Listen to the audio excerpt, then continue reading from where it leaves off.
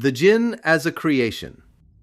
Before any category can be understood, the existence itself needs to be established, and the Quran establishes it with a directness that leaves no room for treating jinn as folklore or metaphor. In Surah Al-Hijr, Allah says He created mankind from clay that makes a sound like pottery, and He created the jinn before from scorching fire. Before, the jinn were here first. They existed in this world before the first human being was placed in it, which means when Adam was created and the story of humanity began, the jinn were already an ancient creation with their own history.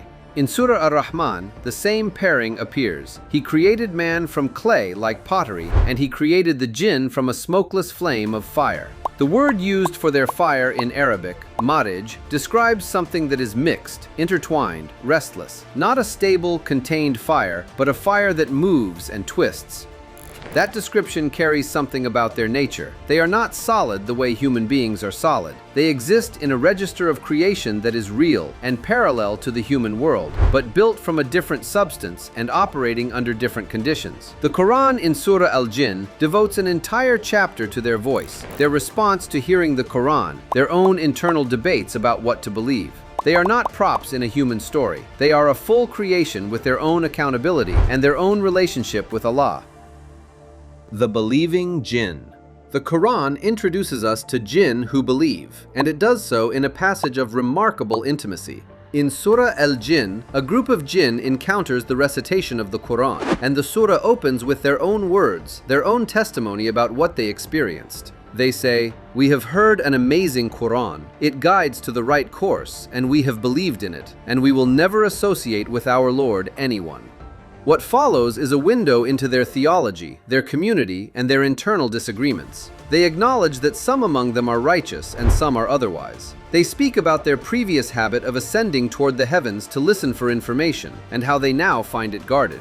They testify that they do not know whether harm is intended for those on earth or whether their Lord intends for them guidance. This is not a community of supernatural beings speaking from a place of complete knowledge. These are created beings processing a revelation they just encountered, drawing conclusions, debating among themselves, and choosing faith. The believing jinn are described in Surah Al-Ahqaf as well, a group sent by Allah toward the Prophet, peace be upon him, who listened to the Quran and then returned to their people as warners, saying, "O our people, respond to the caller of Allah and believe in him." They received a message and immediately became carriers of it. In that, they are not so different from the human beings who heard the Prophet and went back to their communities to share what they had found. The disbelieving jinn. Just as there are jinn who believe, the Quran makes equally clear that there are jinn who reject. In Surah Al-Jinn, the believing jinn themselves report on the state of their community. They acknowledge that among them are Muslims, and among them are those who have deviated. Those who have deviated have become, in the Quranic description, firewood for hell. The Quran in Surah Al-A'raf describes how, on the Day of Judgment, both the wrongdoing jinn and the human beings who followed them will be gathered together. Each group of jinn paired with the human beings they misled, each human community associated with the jinn that led them astray. They will enter the fire together. Each will blame the other. Each will say the other caused them to go wrong. And Allah's response, recorded in the same passage, is that the punishment is doubled for all of them, because each knew enough to choose differently and did not. The disbelieving jinn in the Quranic picture are not simply passive unbelievers sitting quietly in their corner of creation. The Quran shows them as active, present in the world, involved in human lives, working against the guidance that was offered to them and trying to pull human beings away from it alongside them. Iblis. No single jinn receives more attention in the Quran than Iblis, and the Quran returns to his story in multiple surahs: Al-Baqarah, Al-A'raf, Al-Hijr, Al-Isra, Al-Kahf, Taha, and Sad, as if each retelling adds a dimension the previous one left incomplete. The account is always rooted in the same moment. Allah commands the angels to prostrate before Adam, and Iblis refuses. In Surah Al-Kahf, a clarifying detail is given. He was of the jinn, so he departed from the command of his Lord. This verse has been the subject of deep scholarly reflection because it addresses the apparent contradiction of a jinn being in a group of angels receiving a divine command. The Quran resolves it by stating his nature directly. He was of the jinn. He was present among the angels, elevated to their company by his worship, but his origin and his nature were different. And when the test came, a test that was ultimately a test of submission, of whether he could honor what Allah honored even when his own judgment disagreed, his nature revealed itself. He refused. He gave a reason: I am better than him, and in that reason he named his own disease. He was not confused. He was not tempted by something pleasurable. He made a rational argument for his own superiority and chose it over obedience. The Quran records this in such detail and repeats it across so many surahs because Iblis is not just a character in a historical account. He is the pattern. Every human act of arrogance, every refusal to submit, every moment of deciding that one's own judgment supersedes divine command, all of it traces back to that original posture, and the Quran wants that connection to be impossible to miss. The Shayateen among the Jinn. Iblis is a specific individual, but the Quran also speaks of Shayateen, devils plural, as a broader category of jinn who have aligned themselves with the work of Iblis and dedicated themselves to leading human beings astray. In Surah Al-An'am, Allah says He has made for every prophet an enemy, Shayateen from mankind and jinn, who inspire each other with decorative speech to deceive. They work in coordination. They whisper into the hearts of human beings. They make wrong things appear beautiful. In Surah An-Nas, the last surah of the Quran, Allah describes the one who whispers into the chests of people, from among the jinn and from among mankind.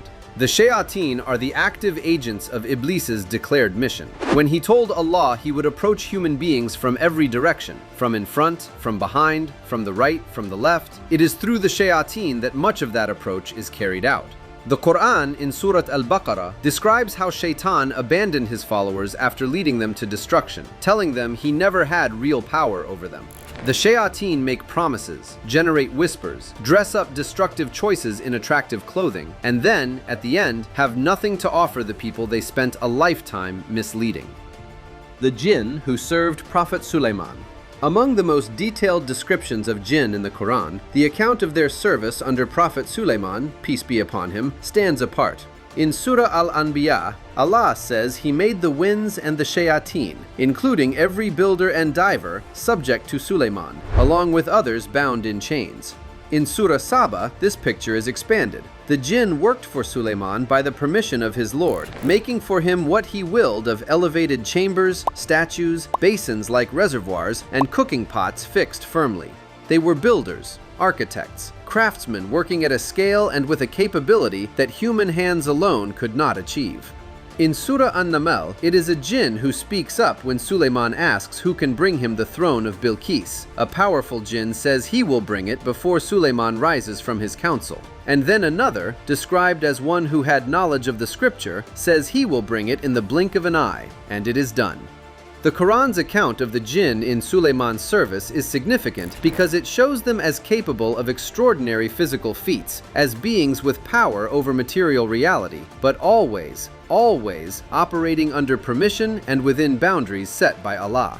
Their capability is real, and the same passage in Surah Saba that describes their labor also contains one of the most sobering details about them, that they did not know of Sulaiman's death until the earth creature ate through his staff and he fell. They had been working, assuming he was alive, not knowing. For all their power, the unseen was not open to them. The jinn who sought to intercept heaven's news. Before the revelation of the Quran, a common practice among soothsayers and fortune-tellers relied on jinn ascending toward the lower heavens and intercepting fragments of news about what would happen on earth. The Quran addresses this directly.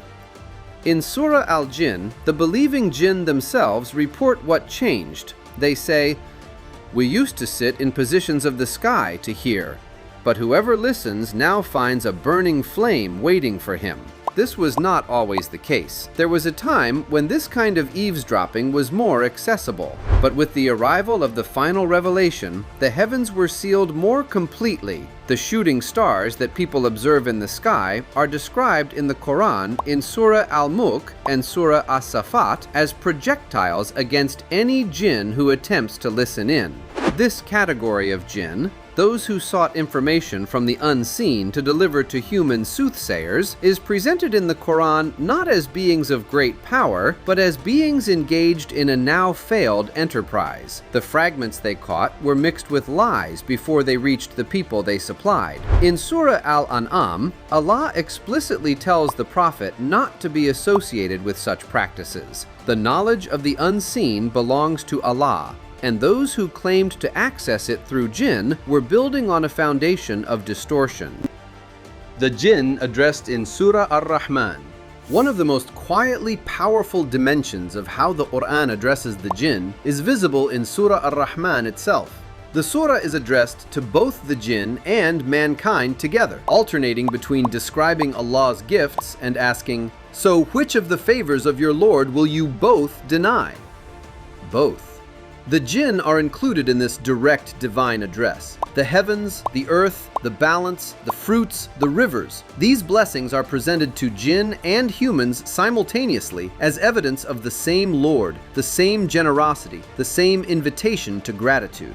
And near the end of the surah, both are addressed again in a challenge. O company of jinn and mankind, if you are able to pass beyond the regions of the heavens and the earth, then pass. You will not pass except by authority.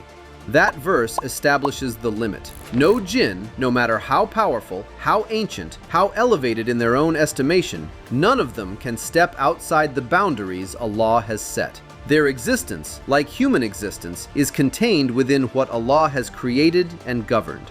The Quran addressing jinn and humans in the same breath throughout an entire surah, it is a statement about accountability. It is the Quran saying to the jinn, as it says to human beings, "You were not created without purpose, and you will not pass through existence without being asked what you did with it."